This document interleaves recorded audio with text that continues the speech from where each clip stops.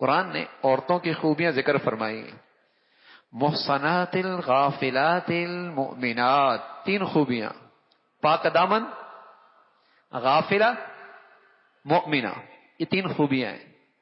محسنہ، غافلہ، مؤمنہ، یہ قرآن نے سورہ نور میں عورتوں کی 3 خوبیاں۔ دنیاوی معاملات میں بے خبر، لیکن سبحان اللہ دینی معاملات میں بہت باخبر۔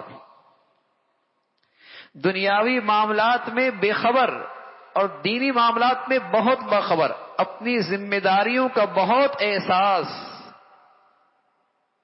جو حقوق اس کے ذمے ہیں بچوں کے، بچیوں کے، شوہر کے، اس کی خوب معرفت رکھنے والی۔ غافلہ، دنیاوی معاملات میں بے خبر، یہ عورت کی خوبی تھی، لیکن اگر یہ بات مرد میں آ جائے یہ مرد کا عیب ہے، مرد کا یہ عیب ہے، اس لیے کہ قومی اور دنیاوی معاملات مرد کی ذمہ داریوں میں داخل ہے، مرد کی ذمہ داریوں میں داخل ہے۔ اس کے اندر اگر یہ خوبی ہے تو حقیقت میں خوبی نہیں، خامی ہے، عورت کی خوبی ہے۔